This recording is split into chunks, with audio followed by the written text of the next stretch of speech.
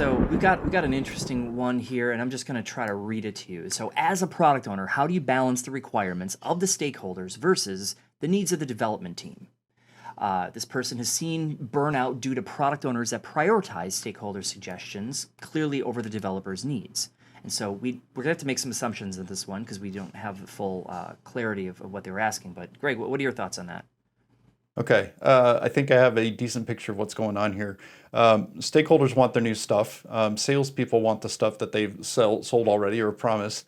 And you got developers on the team saying, hey, we really need to make these improvements internally. We need to make improvements to the system. We need to make improvements to the process. They're like, yeah, so later we're going to focus on this thing because that's a hot button. Since when does, and this is not a dig against stakeholders, but ask any stakeholder, are these things important? Like, yeah. And if everyone asks what the priority, they all say priority 5.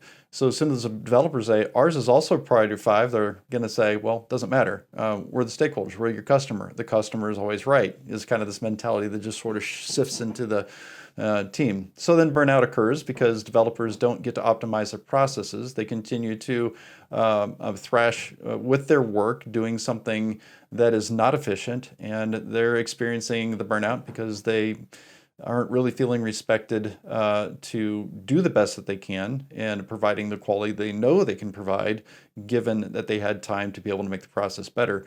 So let me give a quick anecdote to this. A situation that I witnessed is there was a team that could not deliver or release anything over 8 months period of time because their release process was extremely antiquated and it needed some automation. Stakeholders refused the team to go ahead and finish the automations needed to help the release process. I talked later to that same team, and finally they said one of their developers went on vacation for a week. I'm like, really? I said, what happened on that week vacation? He said he finished the release process. And I said, and what did that do? He said it turned a 1-week release process where all hands were on deck to a 2-hour process with one person on a finger on a button watching a dashboard. And I said, did you account for how much that cost the company over 8 months' time in terms of lost opportunity and cost? And he said, yeah, that number was not cool. I shared it with one stakeholder. He said, do not utter this. This does not come up. Please don't mention a word. So, yeah, that's the thing. Developer priorities do need to be fed into a list of value because it can affect the company, can affect their outright cost and their ability to innovate.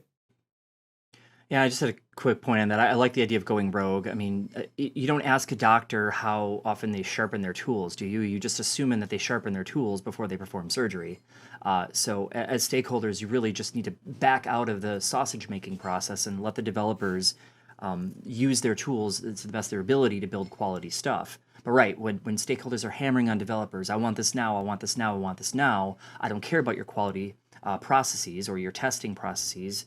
You end up creating downstream effects that can affect the entire company, the organization, and Oh, the yeah. value you receive in the future. So, if you go rogue if you have to, have better business discussions with the stakeholders as developers. Those would be the two places I would go. Yeah. Yeah. Sorry, I chewed up the time on that one with the story, but felt like it was relevant. So. Yeah, it was totally relevant. Did you know we teach professional Scrum courses? If not, check the links in the description for information about how you can join one of our professional Scrum courses and hang out with us. All right, you know the drill. This is YouTube after all, so this is where I ask you to click the thumbs up, click the subscribe button, hit the bell, or whatever else YouTube's come up with these days for you to get our videos delivered to you. Or even better, in our description below, there's a link where you can get these videos delivered straight to your inbox.